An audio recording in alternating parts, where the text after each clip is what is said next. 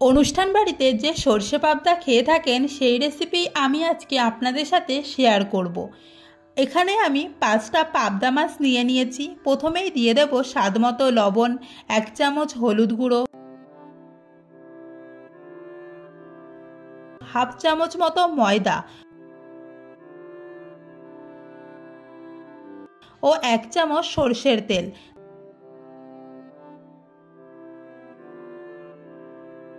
তারপর এগুলো মাছের গায়ে খুব ভালোভাবে মিশিয়ে নেব।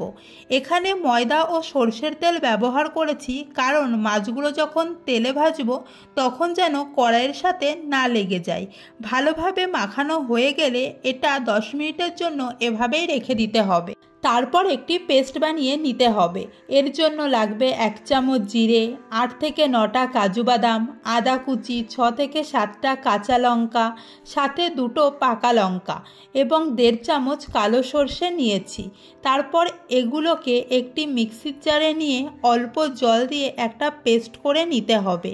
তারপর কড়াইতে তেলটা খুব ভালোভাবে গরম করে তাতে একটা একটা করে পাবদা মাছগুলো দিয়ে দেব। 1 মিনিট ভাজার পর মাছগুলো উল্টে দেব।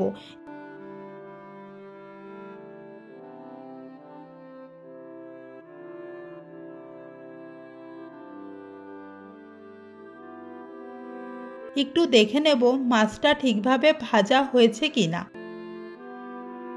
দুপাশ ভাজা হয়ে গেলে মাছগুলো তুলে একটি পাত্রে রেখে দেব।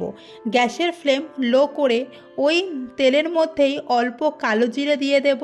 তারপর 1 চামচ হলুদ গুঁড়ো ও হাফ চামচ কাশ্মীরি লঙ্কার গুঁড়ো তেলের ওপরে দিয়ে দেব। এতে কালারটা খুব সুন্দর আসবে। সর্ষে কাজু বাদামের যে পেস্টটা করে রেখেছিলাম সেটি এবার দিয়ে দেব।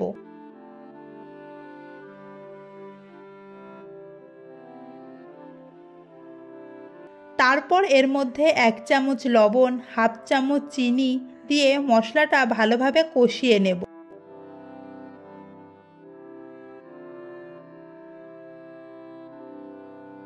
যখন দেখবেন মশলা থেকে তেল ছাড়তে শুরু করেছে তখন 1.5 কাপ জল দিয়ে দেব। তারপর ঝোলটা যখন ফুটে উঠবে তখন ভেজে রাখা পাবদা মাছগুলো ঝোলের মধ্যে দিয়ে দেব। এভাবেই খুন্তির সাহায্যে ঝোলের মধ্যে একটু ডুবিয়ে দিতে হবে। তারপর 3টে চেরা কাঁচা লঙ্কা দিয়ে দেব।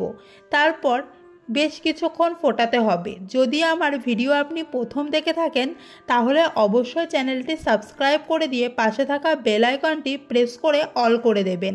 তাহলে আমি যখনই নতুন কোনো রেসিপি দেব সবার আগে আপনি দেখতে পারবেন।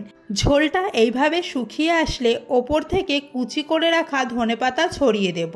এরপর গ্যাসটিকে বন্ধ করে দেব। এবার আমাদের অনুষ্ঠান বাড়ির মতো সর্ষে পাবদা একদম রেডি। তাহলে দেখতেই পারলেন এটি বানানো কতটা সহজ। যদি রেসিপিটি ভালো লেগে থাকে তাহলে অবশ্যই কমেন্ট করে জানাবেন। দেখা হচ্ছে নতুন কোনো ভিডিওতে নতুন কোনো রেসিপি নিয়ে।